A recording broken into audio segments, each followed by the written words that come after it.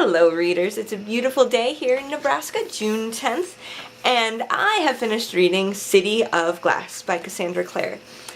First thing I noticed when I opened this book up is that the first section is entitled Sparks Fly Upward, which she attributes to Job 5:7. But if you know the Vlog Brothers, that's their email account, sparksflyupward@gmail.com. And I couldn't help but think, she has to be a nerd fighter. There's no way you would pull that out of thin air.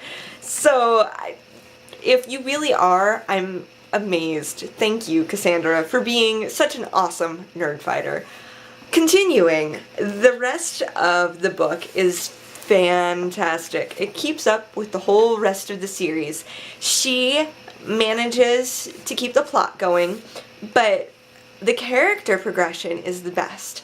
She has Clary grow, obviously, she's the main character, but then to see the way she treats Jace and Simon and Alec and Isabel and all of these characters, it's just amazing to see how even the newly introduced characters like Aline and Sebastian, to see even Aline, whom we don't see very much of throughout this book, she gets to grow. She goes from, you know, this kind of person that just, oh, I happen to be the person they're staying with, to be this real character at the end. And she gets little bits every time you see her. She gets a little bit of growth. And I really think Cassandra does a wonderful job of not, with the exception of one character who came on the scene and I said, sorry, you're gonna die. As soon as he came on the scene, I just knew it was gonna happen. So, with the exception of that one character being used as a placeholder, the rest of them, they all grew. The adults, the kids, everyone had growth by the end of the series, if not by the end of even the scene you saw.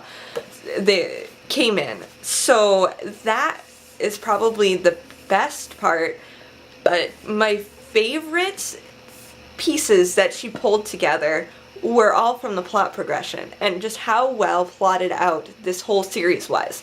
She managed to, at other times in the series, in the first and second books, include little tidbits about things that I'd go, oh, okay, that's nice, and not really realize that when you got to the end, they would be such a huge deal.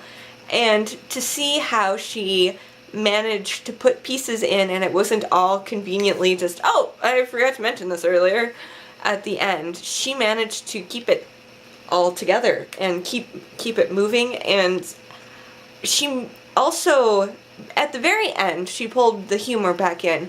This book wasn't as funny, but I really liked it because she didn't try to make, they were in serious situations here, not that they weren't in the previous two, but really serious, really life and death, like the whole country is going down, the whole Irdis, everybody is going to die kind of situation. And I like that she didn't try to make those characters that had previously kind of been the comedy relief, she didn't make them be comedy relief during the really serious situations.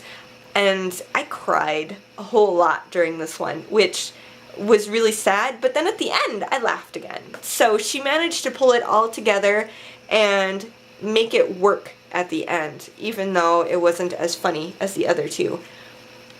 So I just loved it. It was fantastic, the same way as the other two had been. I highly recommend the whole series, all 3 books. I look forward to reading the City of Fallen Angels, the Clockwork Angel, and the one coming out, Clockwork Prince. I'm sure they will all be fantastic as this one, I'm sure, if she's just growing as a writer. I have Demon's Covenant. I've finished. I will be doing that review here shortly.